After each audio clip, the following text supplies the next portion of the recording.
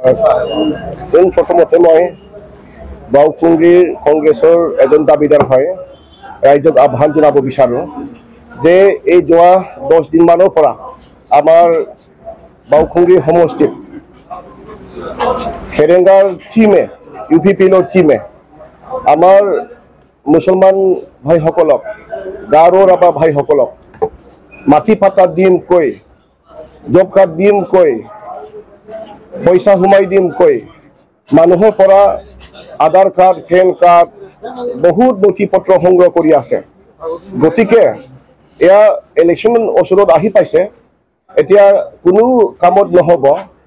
সেইকাৰণে মই ৰাইজক আহ্বান জনাব বিচাৰোঁ যে এই মুহূৰ্তত এতিয়া আমাৰ বাওকুংগ্ৰী ৰাইজে কোনো এটা নথি পত্ৰ কাকো দিব নালাগে।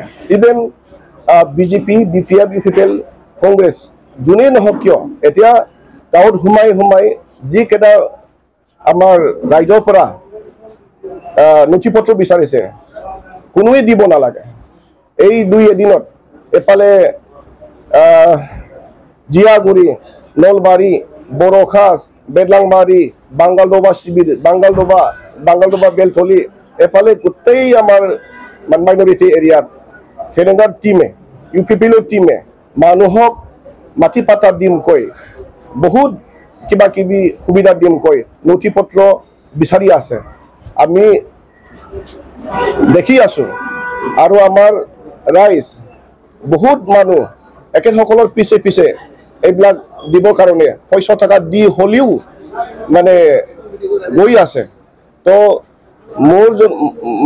মই জনামতে এই কয়েকদিনত UPPৰ টিমে UPPৰ দালালিবিলাকে বহুত আমাৰ চাদা চিধা ৰাইজৰ পৰা এফিডেভিট কৰিম কৈ আৰু অনলাইন সোমাই দিম কৈ অনলাইনত দ্বাৰা দি মাটি পাতা দিম কৈ ৰাইজৰ পৰা টকা সংগ্ৰহ কৰি আছে আৰু ৰাইজক মিছগাইড কৰি আছে। তো এয়া চবেই জানে 5 বছৰত একোৱেই নিদিলে, মাটি পাতা নিদিলে, জব কাৰ্ড নিদিলে, গভৰ্ণমেণ্টৰ সা সুবিধা নিদিলে। এতিয়া এমাহ বাকী আছে, এই এমাহ বাকীত এখেতসকলে একো দিব নোৱাৰে। জাষ্ট আমাৰ ৰাইজক বিপত্তি পৰিচালিত কৰিবলৈ আমাৰ গাঁৱে ভূঞে সোমাই এইবিলাক কৰি আছে। আৰু আমি দেখা পাইছোঁ বড়ো এৰিয়াত বেছি যোৱা নাই, অকল মাইনৰিটি এৰিয়াত ৰাভা এৰিয়াত গাৰো এৰিয়াত গৈ পেলাই এই কাৰ্যবিলাক কৰি আছে।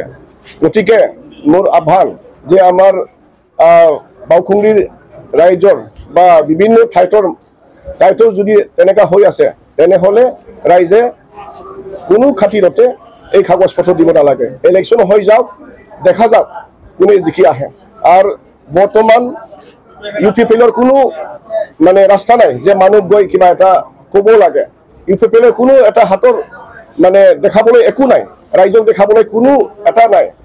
সেইকাৰণে চেণ্ড গ্ৰেভেল দি মানুহক মানে পইচা দি কেছ টকা দি মানুহ কিনি আমাৰ ফিল্ডত আমাৰ ইলেকশ্যনত মানে আমাৰ বাওকুংগ্ৰী এৰিয়াত বহুত গণ্ডগোল লগাইছে। সেই গতিকে মোৰ আহ্বান যাতে এনেকৈ UPPৰ কিছুমান মানুহৰ প্ৰৰোচনাত আমাৰ মানুহ নাযায়, তাকে গৈ মোৰ আহ্বান।